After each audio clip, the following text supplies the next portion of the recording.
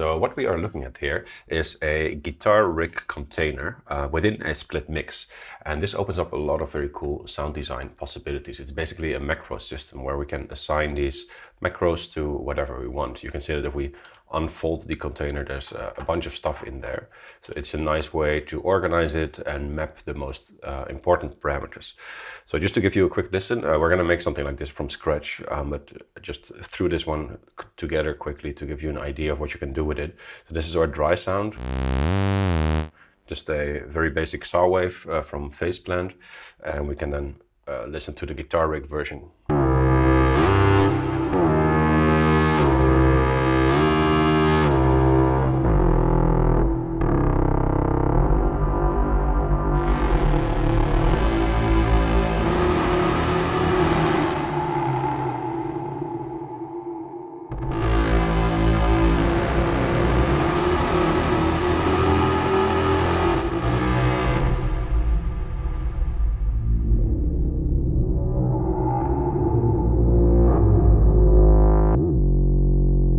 Yeah, so just some options there.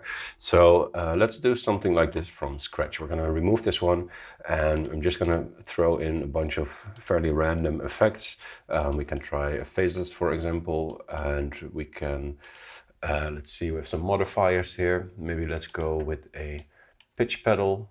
Transpose is always nice. This harmonic synthesizer can be very nice. And what do we have? Special effects. Maybe we can do a let's try the grain delay here, and let's also go with a big distortion. This is a really nice sounding one. Oh, actually not this one, but where is our distortion? Maybe it's on the special effects filter. There it is. The driver is a really nice one. So let's fold these down for now and switch them off. And let's first start with this driver here.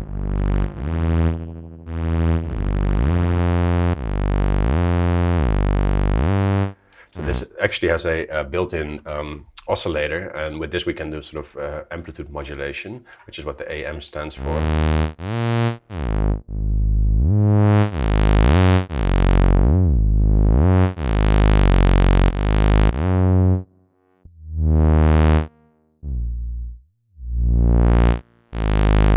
So let's do something like this, and we can put the phases in front of that to get a bit of a phaser sound.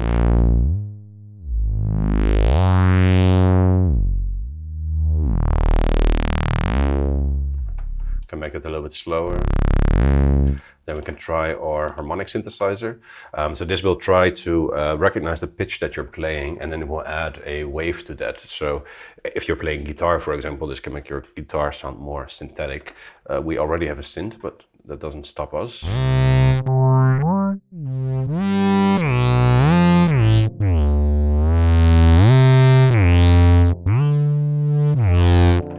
Something like this. Then we have a pitch pedal here. With this we can basically set a range, so we can set it to, for example, 12. This is in cents, so we can set it to, let's say, an octave higher rather than lower. So you can pitch the whole sound up or down.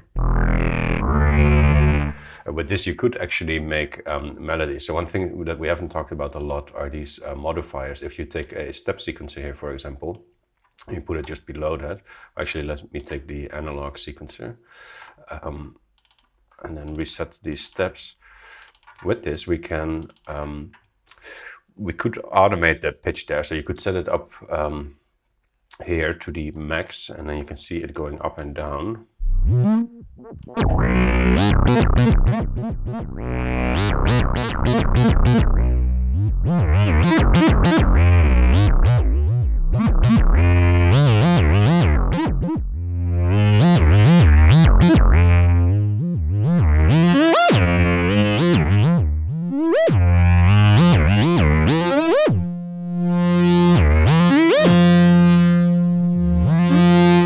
You could then take, for example, an LFO to control the mix of that. So you can assign this here to the mix. Now this LFO by default is bipolar, meaning it goes in positive and negative direction, and this is why it will stop here at the bottom, because it basically tries to take it into negative phase. So the knob is already at the bottom, so it cannot go down further, so it waits until it catches up again. If you want to change that, you can simply change this here to make this only a unipolar modulation. So now it only goes in a positive direction.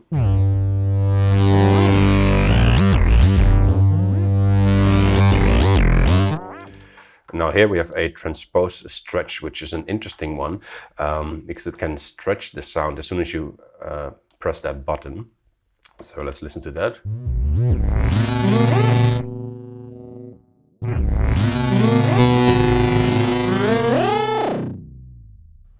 So you can create quite some chaos with this.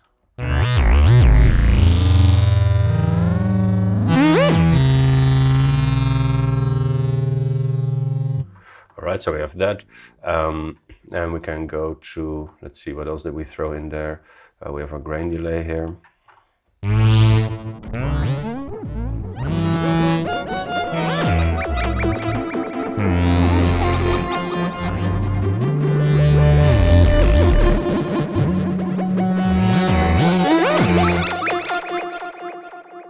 Right, that gives us quite some chaos, and then we can add a filter after that. This one is really nice, this double filter. It basically gives us two filters and we can mix them in sort of creative ways.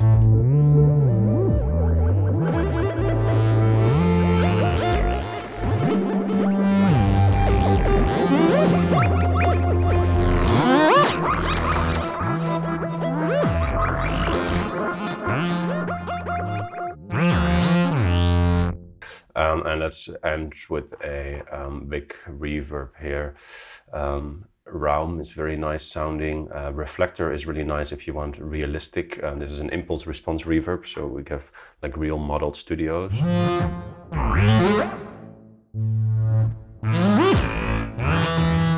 And Raum is more of a digital reverb, a very clean one.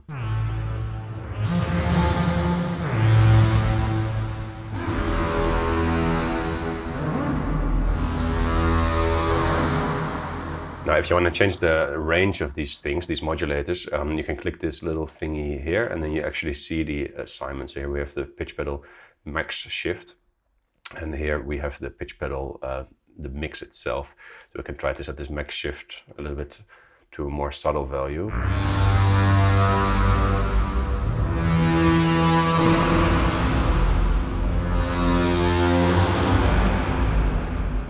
So let's say we have a bunch of chaos like that. Now we might want to organize this. So I'm gonna fold these down a bit, and this one as well. And this is where the container comes in. So it's under tools. You can take a container here, and then you select everything that you've been working with, and you basically drag it down and throw it in the container. And now from there you can sort of mix everything, collapse everything down, and have a very clean interface. Now here with this container you have 4 controls. You can have 8 and you can have 16 if you really want a lot. Of course, if you're performing live, this is brilliant because you just want to map out the parameters that you need. For our purposes, let's go with 8 of them for now. And let's just start assigning these. So here we can assign one to the mix. We can also open up these assignments here. That didn't go well. To the mix there. And we set that down like this. And then for this driver, I might want to have 2 controls. I want one for the frequency here, and I want another one for the distortion there. You can see that it automatically maps the name as well, which is very nice.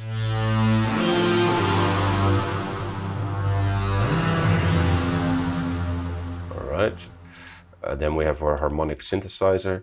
A nice one here is the start, because this is where, so this is the filter range it will focus on. So we can basically use this as a bit of a creative, I would say a highly colorful filter.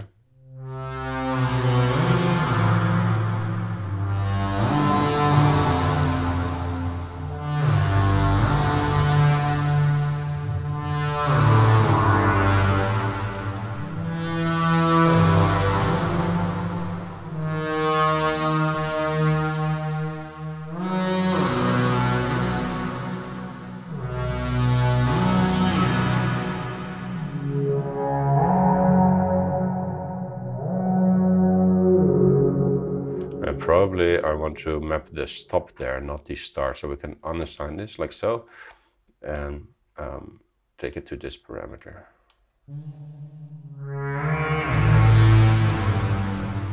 All right, then we have our pitch pedal. We're modulating some parameters here, so we have to see that we're not controlling those.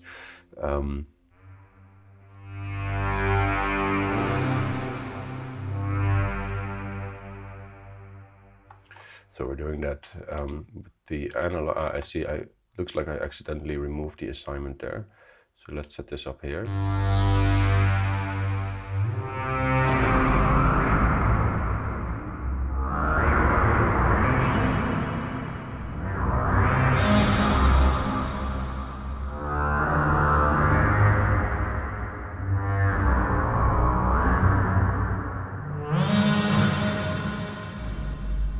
And the LFO, I think those assignments got lost when I threw this in that rack, so we have to be a bit careful there.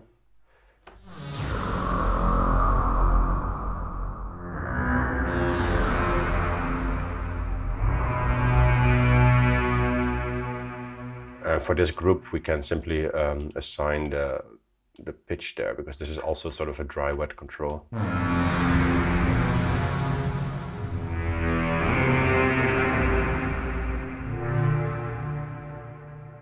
Now the transpose stretch is also interesting, and we could use here another of those step sequencers. We also have envelopes here, and we have the input level, and so these are all modulators. For this, I think I'd also go with the analog step sequencer, because what I want to do is I want to set all of these to 0 and command clicking on them.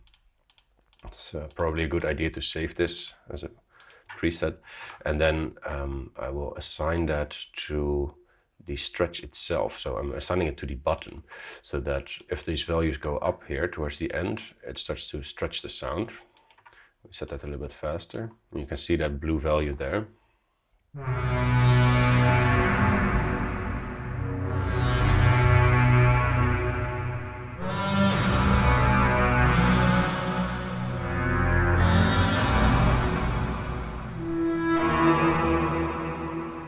Alright, and then you could again modulate the pitch there. I think I would do this with one of these controls here. I will set this to the key there. This has a very wide range, so I believe it goes down to -60 and it goes up to only 12.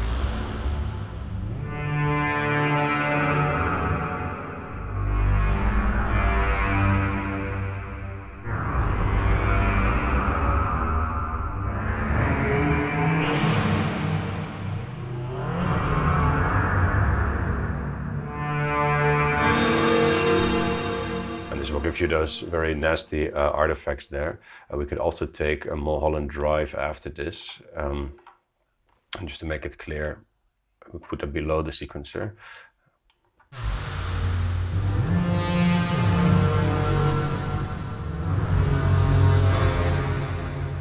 And then we want to map the mix of that as well here.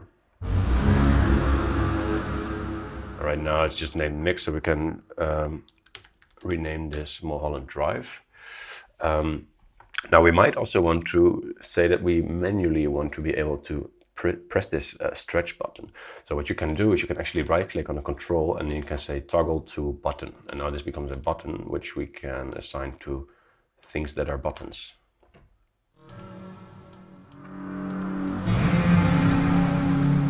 I'm also gonna go with a couple more controls so that we can take our grain delay here and assign this to control 9. We can take our filter mix for control 10. That's this one. I don't know if that went well. Did it?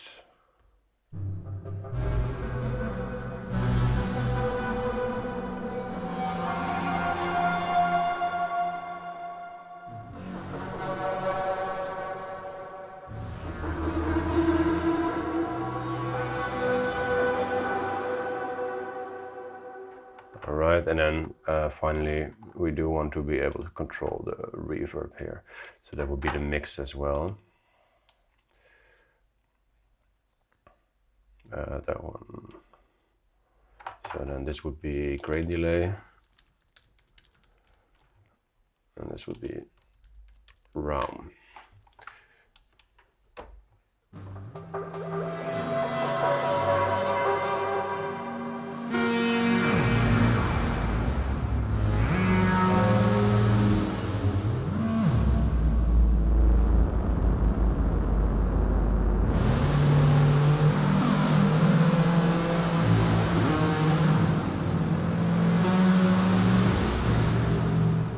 And this would be a phaser.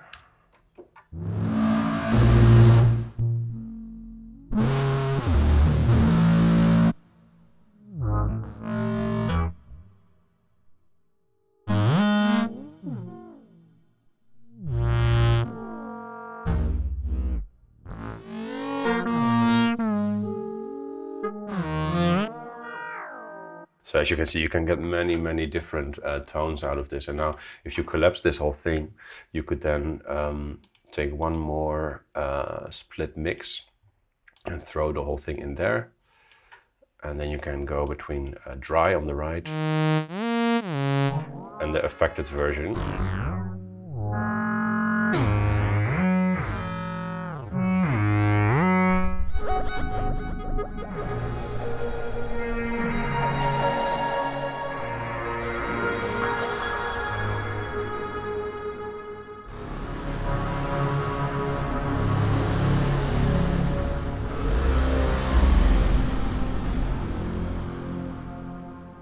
Right, that was semi-random, of course, so it's a bit chaotic, but I actually happen to really like these kind of sounds.